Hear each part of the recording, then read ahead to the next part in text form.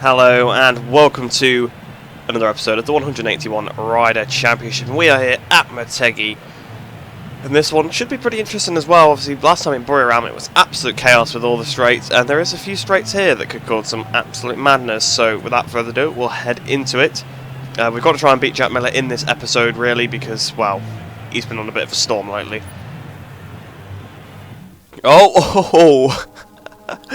This one's quite bad as well. The tracks that are more narrow seem to definitely, bring out the worst in it all this carnage. So, there's Miller getting through the pack. Oh, he's been launched. And he's crashed, so we'll press A now. On the starting grid, the countdown begins until the lights go off. Just a few moments to go. Right, I thought I'd just skip the cutscene because then I couldn't see anything. So we are at the back here. Well, there's actually people behind us somehow. Sete's just crashed into a wall there. I think the AI get a bit confused and not, kind of forget what to do. So, well, we'll wait for like sort of about 10 seconds-ish. There we go, we'll go now. Since we actually are in last anyway, we're behind everybody. Hayden's moving over on us, didn't see us come in. No, that was unlucky. I ricocheted off a Red Bull Rookies rider into another bike that was down, but there's so many people crashing at the start. The starts are getting more chaotic, I'm sure they are. The starts were never that bad.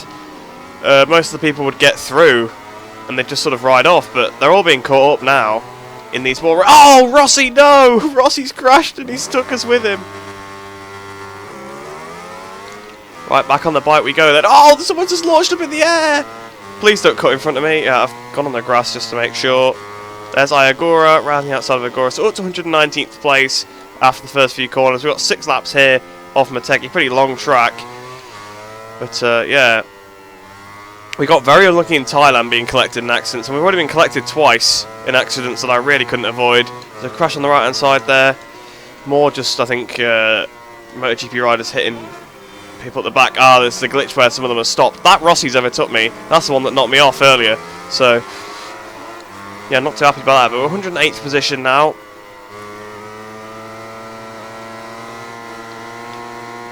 On the inside of him. We've got past him, but now Suzuki's in front of us. Suzuki on the Simoncelli team, Moto3 bike. Suzuki looking for a move on Fanati, and we're close up to the pair of them. Oh, just missing Fanati there, past the pair of them. That's actually quite a nice move, really. Probably one of the better overtakes we've pulled off in this series. Dovizioso's had a crash. There's Darren Binder in front of us. Obviously, a lot of these positions now will be quite easy to pick off, since they are Moto2 and Moto3 riders. A lot of them in front of us. I feel like the MotoGP riders all get caught up in the collisions at the start because they're the ones travelling quick and hitting people at the back. Masia holding up Odendal there. It's a good job I looked forward again because, oh, that's been a massive collision there. Celestino Vietti's just been hit by Alex Marquez. And Miller's still 9th, so that's great. Miller's still doing well. Oh, yeah, I forgot there's some people stopped that I think we can go through, but it's better not to risk it. Oh, I've had contact with Kaita Toba there. Out of the last corner. So many riders so much slower than us. There's Jake Dixon on the right hand side.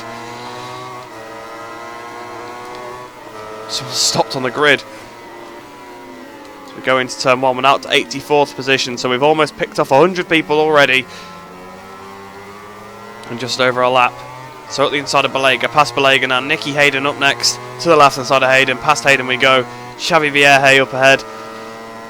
Don't know why I've gone to the racing line because they're all just going to get in my way. It's Dimaseki Pratama there, the Indonesian rider around the outside of Vierge. I know we're going off the track a little bit, but the clean racing isn't the aspect here. It's just getting your way through that crashing.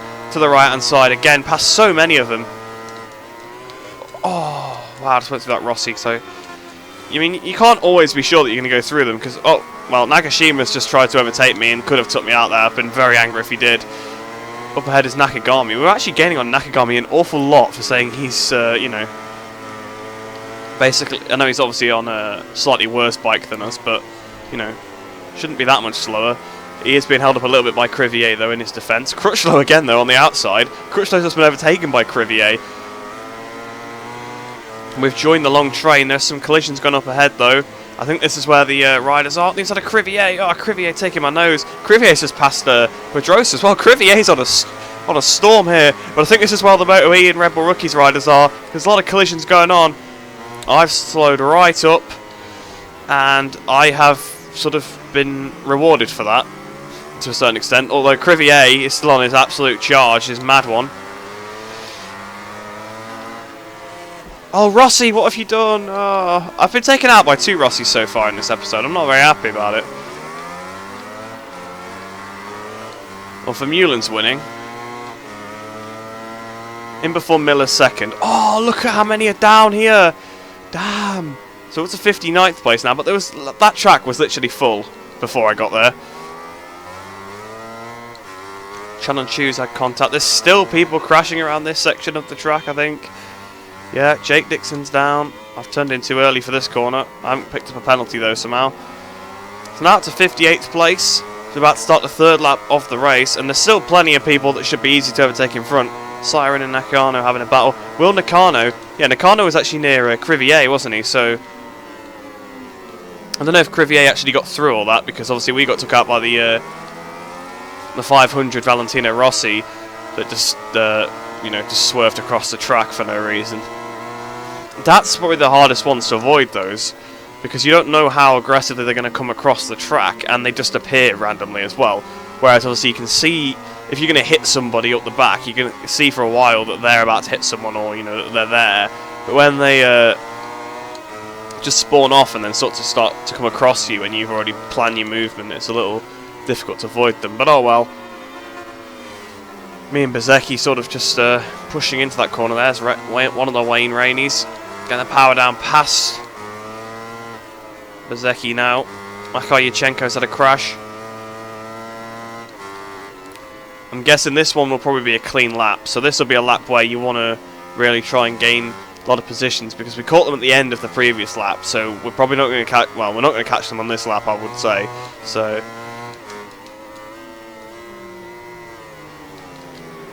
Kevin Schwantz. So we've been behind a couple of 500 riders in this section. But Crivier was on an absolute tear. He was overtaking everybody. Oh, we've actually just closed up too much to Luti. That was my own mistake there. Good job we didn't crash. There's a 2013 Rossi. You don't see him very often in these, I don't think. There he is. He's putting the power down alongside us. Vermeulen still leads. Why have I broke at the normal braking point? I don't know. Behind Marquez. Don't know which one exactly, but I think that's Nakano in front of him. So Nakano's lost a lot of places here. Oh, I've clipped the inside. That was not good. This has been a pretty messy last part of the lap, it must be said. Yeah, there is Shinya Nakano. So it looks like points maybe off the horizon. We set the fastest lap though. Like I said, it was a clean lap where we wouldn't catch up to the AI. So we've got to try and take advantage of that. So we're going past the modern day Marc Marquez. There's the Vinales as well, but these are where they are. Oh no. Oh. I know that's me just hitting them at the back, but I get so lucky because Vinales totally blocked my view of being able to see any of them. Well, there's Mick Doohan. So at 40-something position, now 46.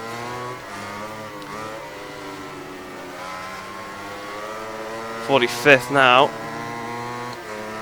I try and stay in the centre of the track where I can, but so little you can do about it when they just all spawn. Ah, come on, respawn me then. Okay, go, go, go, go, go.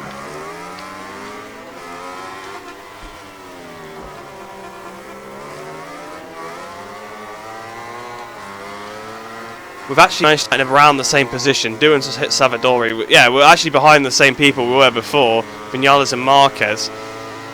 But knowing our luck, Jack Miller will have got through that absolutely unscathed. Although I would say so far this has been one of the hardest tracks to actually get through all the carnage, because they literally fill the whole track. Motegi's not the widest track in the world. You know, it's not like a Silverstone or anything like that. It's pretty narrow in a lot of places. So it is quite difficult to maybe actually try and get through. So looking for an outside move on Marc Marquez now. Oh, we almost hit the back of our teammate Vinales as well. on the power, though Vermeulen's still leading. I think Vermeulen's getting through all these. The Australians seem to be very good at it. Biaggi second. To be honest, I noticed the episodes where we don't get caught up so much are the episodes where we're not in the pack. You get caught up much more when you're in the pack because it's harder to react because there's so many other people around you as well, getting in your way and blocking your vision or just pushing you into them sometimes, which they love to do as well. Points could still be on the horizon because there will be another wave or so. If we can get through a wave or two without a crash, we'll definitely gain a good few positions. We could get into the top 40 here. Past Motegi. Roberts up next. It's Joe Roberts. Of course, Mike D'Amelio's had a crash, so I'm guessing we're catching them again. Abraham must have been quite near the front then. Past Joe Roberts we go. Ralph Fernandez has crashed with Abraham as well, so Abraham's not getting too much luck, I don't think.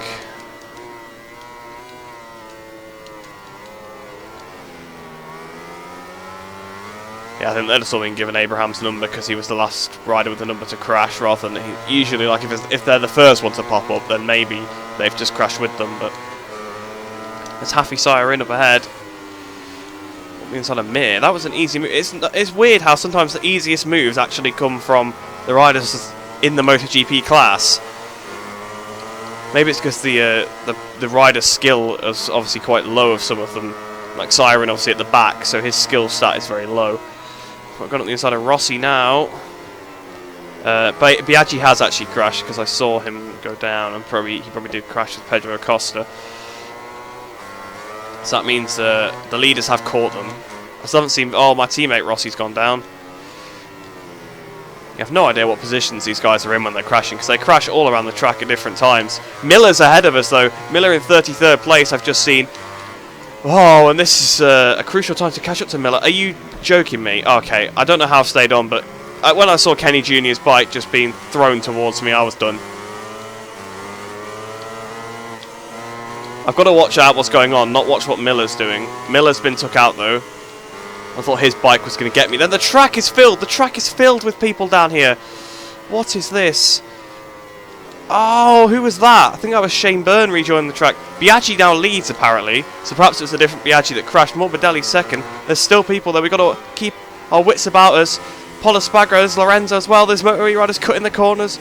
Cutting across the track. They're cutting across the track here as well. They're in the way of that Biaggi on the outside.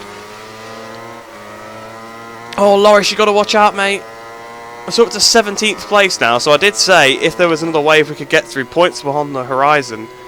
And I was right about that because we've done it. And it's our teammate Rossi in front of us, actually.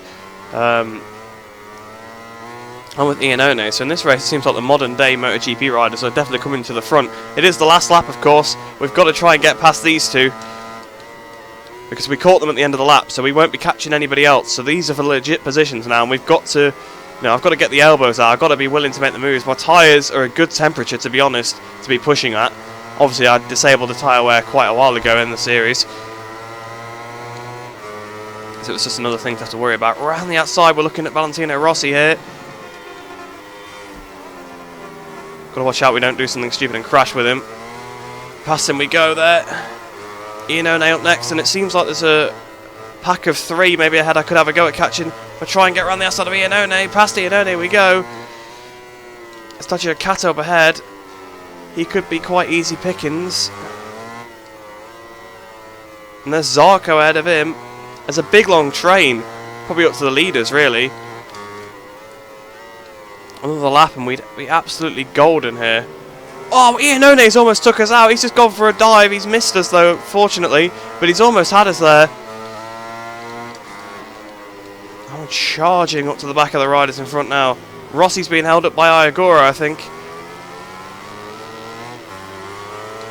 Same with Zarco. We've got the slipstream on Zarco. We've got to go for all the positions we can get. Past Zarco, there's another Rossi in front of us then. Sliding the rear end. I'm having a look into the 90 degree. We're having a look. We've just rammed him out the way into the 90 degree corner. Max Biaggi wins the Japanese GP in the 181 Rider Championship. Wayne Rainey's ahead of us. We're not going to quite get him, unfortunately. Shinya Nakada's had a crash. Don't think he's going to get any points. There's a bike. People swerving. I'm not going to beat whoever that is, though. Oh, it was Jakob Korfei's a lap down anyway. But, yes, there we go. He seems disappointed, but it wasn't a bad result, really. Let's take a look at the final ranking of today's race. Oh, it was close at the front between Biaggi and Morbidelli. Vermeulen ended up 5th after leading for the majority of the race. We were 13 seconds behind, but the fastest lap that was, well, dwarfed anything else anyone else set. A 45.4 is not bad considering the circumstances we were riding in. That's actually pretty decent lap time, so I'm quite happy with that one. Miller came 28th then, so no points for Miller. But 12th place for me. Well, Daijiro Kato got the last point, obviously. Ian One just outside the points after his failed attempt at dive bombing me. Siren is 26th as well. So have a look then how that has shaped the championship. We've now got a 24-point lead over Jack Miller. Obviously we didn't add to that total too much. But Morbidelli is becoming a bit of a threat now, up to 3rd, only 46 points back, joint with Pecco Bagnaia. So lots to play for still, but we are running out of rounds in this championship. We may be able to actually wrap it up a little bit early just because of the weird circumstances this championship runs under. It's quite likely you could get a win, like, you know, it's like you could win it with like a round to go because you don't need to score and your rival's likely not to. But now 101 of the 181 riders have scored in the championship. Daijiro Kato got his first point, you see, in this race because he moved up 3 places with that 1 point. So yeah, Digi Antonio, the last of the scorers, 101 out of 181. So not bad, only 80 riders not scored yet. There's still plenty of time for them to have a go though. You know, these races are usually pretty wacky. If we have a look then in the championship, Pramac continued to lead ahead of us by 7 points, but Trinity Yamaha not too far back either. So then 72 of the teams have now scored in the championship. A lot of them moving down a few. Who's actually moved up? Team Roberts, they got a good haul. I'm guessing that's because Rainey got the points. They've moved up many positions, and I'm guessing Team HRC have moved up as well because Mick Doohan got a good result. So actually, how many was it then? It was 72 out of 102 teams. So only 30 teams left to score. Pretty good going really. We'll have a look at the Constructors' Championship then. Yamaha lead by 54. Looks like we're probably going to wrap that one up fairly soon. The Yamahas have seemed to be doing pretty well. The Ducatis as well also did very well throughout the season. I mean, look at the points, 333 and 279 for Ducati, whereas you've got 0 for Kawasaki, MV Agusta and Energica. Well, the Kawasaki, I know they only have Shinya Nakano to score points for them, so that is obviously a big disadvantage for them. But they have got a Motogp bike. You think they would have maybe scored 1 point or got some sort of freak result, but I guess not. But anyway, guys, hope you did enjoy that one. Again, it was a wacky one. We got very unlucky, but we did beat Jack Miller and we got some points, so there's not really much more you can ask for. So, like I said, I hope you enjoyed the video. Hope you're all staying safe, and I shall see you in the next one.